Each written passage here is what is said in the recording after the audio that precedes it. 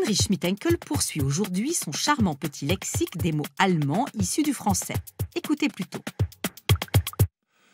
Petit rappel historique. En 1598, le roi de France Henri IV, ancien protestant lui-même, promulgue l'édit de Nantes qui reconnaît la liberté de culte des protestants, aussi appelés huguenots. Mais hélas, l'état de grâce ne dure pas, les guerres de religion entre catholiques et protestants reprennent de plus belle et en 1685, Louis XIV révoque tout bonnement cet édit de tolérance, ce qui entraîne l'immigration de quelques 200 000 huguenots. Nombre d'entre eux sont accueillis en Prusse, dans nos tolérantes contrées, et figurez-vous qu'un siècle plus tard, à Berlin, un habitant sur 4 était d'ascendance française. Un chiffre tout à fait étonnant. Berlin et sa région sont célèbres pour les charmantes expressions créées en déformant le français. Ces expressions se sont incrustées dans le dialecte, la langue populaire. Écoutez ceci. Muckefuck. Muckefuck, cela serait du français? En fait, cela désigne la chicorée vue en lieu et place du café.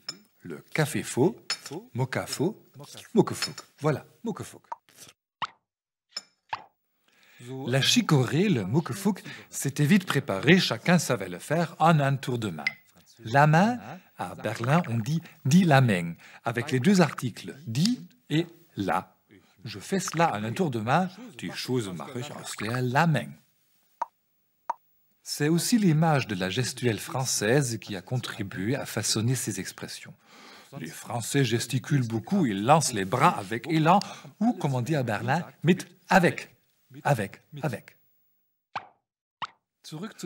Revenons aux boissons. Du vin coupé avec de l'eau en allemand, ça s'appelle Schorle ou Schorle-Morle. Là aussi, personne ne croirait que c'est du français. Mais cela remonte à un toast. Toujours l'amour. Toujours l'amour, Schorle-Morle. Enfin, après quelques verres.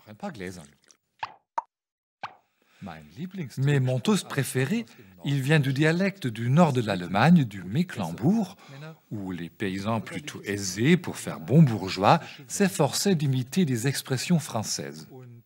Et à partir du beau toast à ceux que nous aimons, ils ont formé au XIXe siècle Knusemann. À ceux que nous aimons, ce que nous aimons, Knusemann.